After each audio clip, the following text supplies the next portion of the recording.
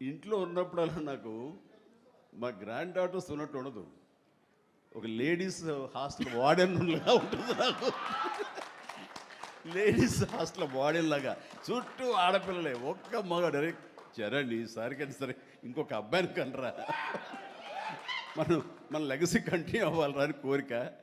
తనకి అసలు ఈ ముద్దు ఈ అమ్మాయి అంటేనే మళ్ళీ ఇంకో అమ్మాయిని కంటాడేమో నా భయం.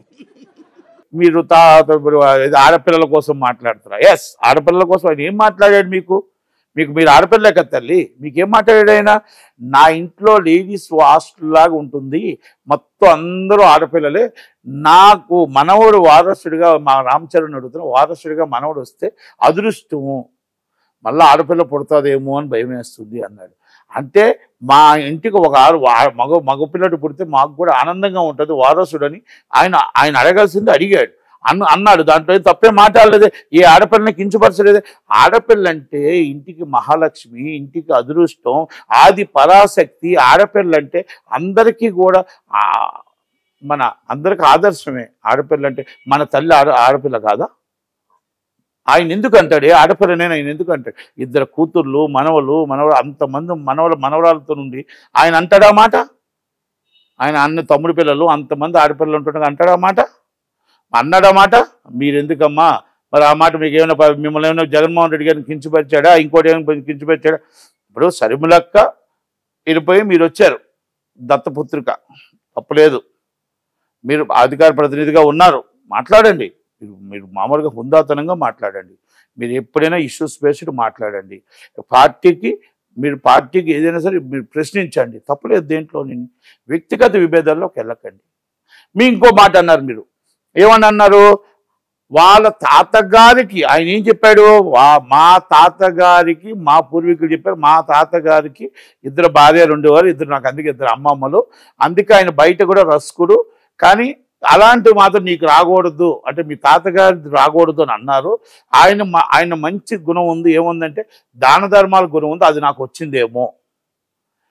పూర్వీకులు మనం ఒక్కటి అనుకుందామా, ఓకే ఆయన ఆ మాట కూడా అనకూడదు, ఓకే ఆయనకున్న స్టేజ్కి, ఆయనకున్న అభిమానులకి, ఆయనకున్న దానికి అనకూడదు, చెప్పకూడదు. ఆయన మాట ఇచ్చి అందరి ముందు నవ్వుతూ చెప్పాడు. దాన్ని మీరు తీసుకొచ్చి పవన్ కళ్యాణ్ గారు అంటారు ఎంతదాకా కరెక్టు? పవన్ కళ్యాణ్ గారి కోసం మాట్లాడడం ఎంతదాకా కరెక్టు? మీరు చెప్పండి. మనం రాజకీయాల కోసం తాతలు ముత్తాతల కోసం వెళ్తే, యువతల వాళ్ళు కూడా తాతలు ముత్తాతల కోసం వెళ్తే రెండు కుటుంబాల మధ్య అగాధాలం వస్తుంది తప్ప ఇది రాజకీయ వైరం రాదు అంటున్నా. ఇది రాజకీయ వైరం రావడానికి ఆయన చిరంజీవి గారు, జగన్మోహన్ రెడ్డి గారినో మీ పార్టీనో ఆయన ఏ మాట అనలేదు కాబట్టి ఇది రాజకీయ వైరం ఎలాగొస్తుంది? శ్యామలా గారు అడుగుతున్నాను నేను మీకు.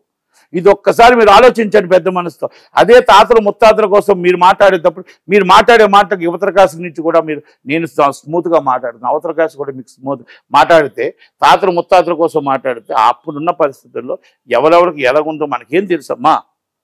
మనం మాట్లాడవచ్చా? పవన్ కళ్యాణ్ గారి కోసం మాట్లాడారు, ఎస్, అందుకే ఆయన వారసత్వం 3 పిల్లలు, ఎస్, ఆయన 3 పిల్లలు ఉన్నారు, ఎస్, నేను పెళ్లి చేసుకున్న 4వ భార్య జగన్మోహన్ రెడ్డి అని చెప్పాను. మరి దానికి సమాధానం ఏం చెప్పలేకపోతే తల్లి మీరు అడుగుతున్నాను నేను. రాజకీయంగా ఎదుర్కోండి అమ్మా, కానీ చిరంజీవి గారిని లాగొద్దు దయచేసి. మీరు రాజకీయాలకు 2 కుటుంబాల విభేదాలు తేవద్దు. ఎందుకు అంటున్నానంటే రాజకీయంగా మీరు ఏ దాని కోసమో ఎదుర్కోండి, తప్పలేదు దాంట్లో.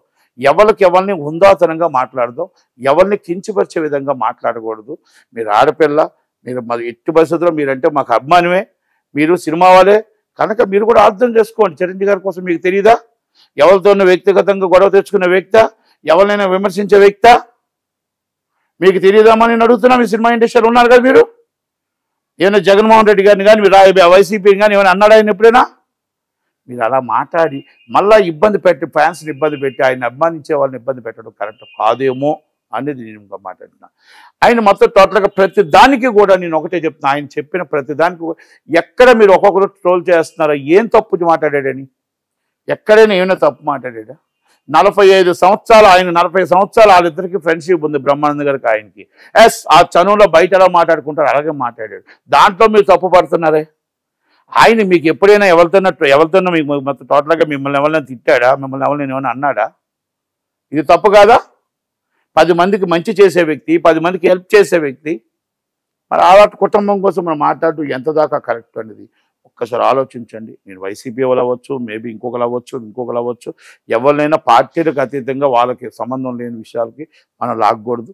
మీరు వైసీపీ కోసం మాట్లాడండి, నేను తరపు నుంచి ఇంకొకరు మాట్లాడతారు పార్టీ కోసం. అవన్నీ మీరు రుద్వి గారి కోసం మాట్లాడారు, ఎస్ రైట్, మీరు మాట్లాడిన ఆయన పార్టీ కోసం మాట్లాడారు, మీరు కూడా మాట్లాడడం తప్పలేదు. అవన్నీ నేను దానికోసం తప్పు పట్టట్లేదు. ఎందుకంటే పార్టీ కోసం ఒక సినిమా ఈవెంట్లో మాట్లాడకూడదు, ఆయన సినిమా ఈవెంట్లో మాట్లాడడం తప్పు, దానికోసం మీరు రియాక్ట్ అవ్వడం తప్పు. కరెక్ట్, మీరు రియాక్ట్ అవ్వడం తప్పు అని నేను చెప్పట్లేదు. సినిమా ఇండస్ట్రీలో సినిమాని నాశనం చేయకూడదు, సినిమా ఈవెంట్లో రాజకీయాలు లాగకూడదు. అట్లా మాట్లాడినందుకు మేమేం తప్పు పట్టట్లేదు కదా. మేము కూడా చెప్పాం, సినిమా ప్రొడ్యూసర్ చెప్పాడు, డైరెక్టర్ చెప్పాడు, హీరో చెప్పాడు, సారీ చెప్పాడు, ఆయన వచ్చి సినిమా కోసమే మాట్లాడాలి అని చెప్పాడు.